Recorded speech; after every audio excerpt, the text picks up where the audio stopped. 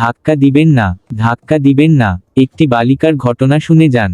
দালাইলুল খাইরাত প্রণেতা হজরত মুহাম্মদ ইবনে সুলাইমান জাজুলি রহমাতুল্লাহি একদিন ভ্রমণ করতে গিয়ে ফাস নাম শহরে উপস্থিত হলেন।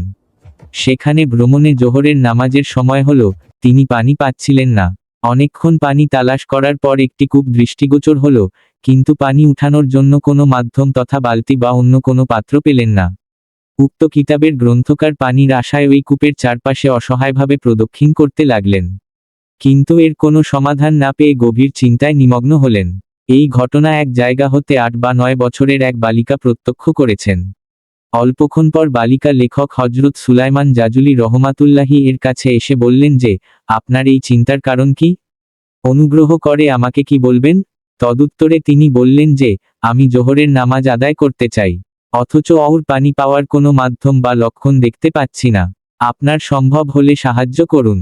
উত্তরে বালিকা বললেন, আপনি একজন জগখ্যাত অলি, অথচ এ সামান্য কাজও সমাধান করতে পারছেন না।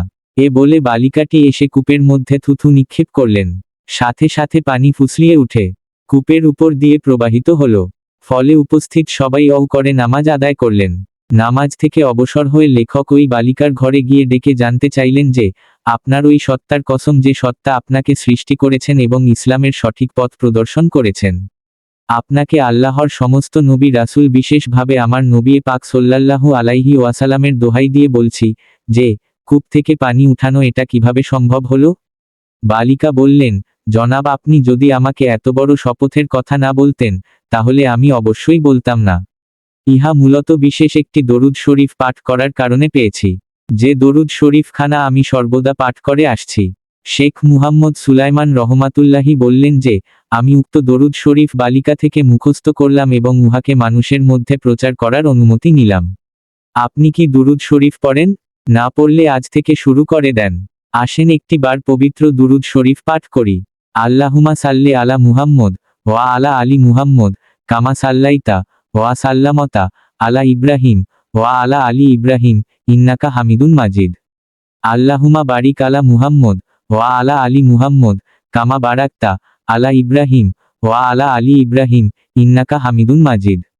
একবার দুরুদ শরীফ পাঠ করলে আল্লাহ পাক 10টি নেকি দান করেন, 10টি গুনাহ মাফ করে দেন এবং 10 বার বান্দার উপর আল্লাহর রহমত বর্ষণ করেন। তাই নিয়মিত দুরুদ শরীফ পাঠ করার চেষ্টা করবেন, কেননা পবিত্র দুরুদ শরীফ হলো গুনাহ কাটার মেশিন। শুধু তাই নয়, প্রতিদিন দুরুদ শরীফ পাঠকারী ব্যক্তির আমল নামায় গুনাহ লেখা হয় না। তথ্যসূত্র জিকিরে ইলাহি, বাইহাকি, ইসলামী বিশ্বকোষ। ভিডিওটি ভালো লাগলে লাইক, কমেন্ট ও শেয়ার করে অন্যকে জানার সুযোগ করে দিবেন এবং ফলো সাবস্ক্রাইব করে পাশে থাকবেন ইনশাআল্লাহ।